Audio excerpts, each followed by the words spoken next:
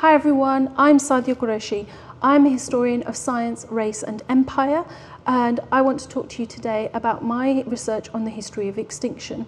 I wanted to do this research here at the Bodleian Library because it's a treasure trove of relevant things, from scientific articles and manuscripts right through to thinking about histories of empire. Many of us first learn about extinct animals when we're children. The idea is very, very familiar, whether it's the dinosaurs or the mammoth or perhaps even the dodo. This is an animal that's recognized as probably one of the first animals that humans are self-aware that they have made extinct. But crucially, this is thought to be because humans have intervened in natural processes through, for instance, introducing mammals and so on onto its home island of Mauritius and through hunting.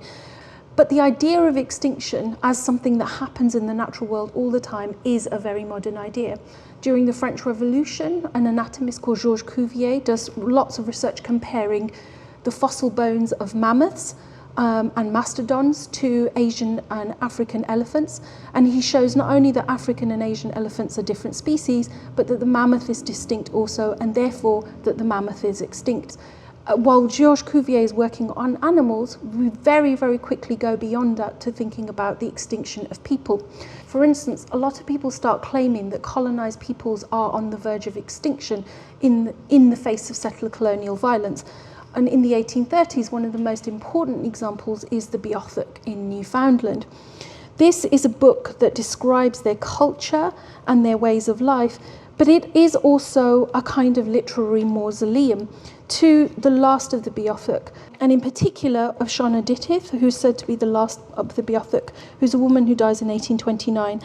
And it also includes several images that she has drawn, including this map, for instance, of the taking of her aunt. So in the 1830s, as stories of the Beothuk's extinction circulate, we also see similar claims being made in North America.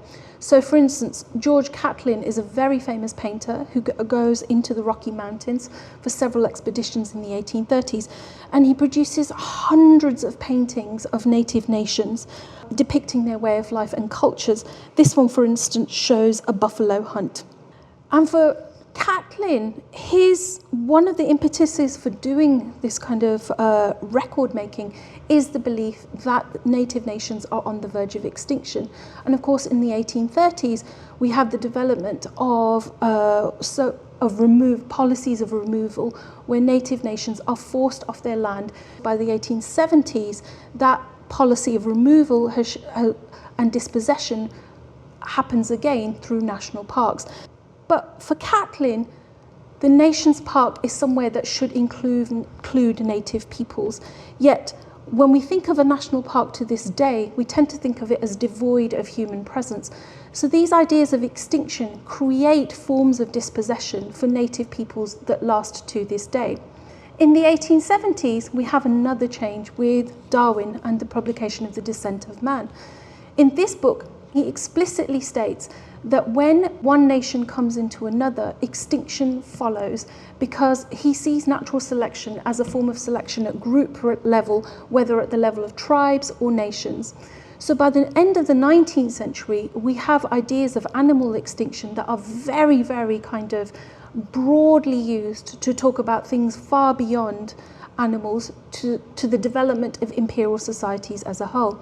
So in my research, I'm looking at how those ideas shift from being relevant to animals to peoples, but also thinking about their lasting legacies to this day. For instance, in the case of indigenous peoples, these are forms of dispossession that are ongoing. And of course, we constantly hear about the extinction of various kinds of species, and we need to think about how we are treating the planet in the middle of a climate emergency. So I think histories of extinction have a lot to teach us, both about how we got to the present point in terms of our relationship to the environment, but also how we can move forward using our historical awareness for a future of multi-species justice.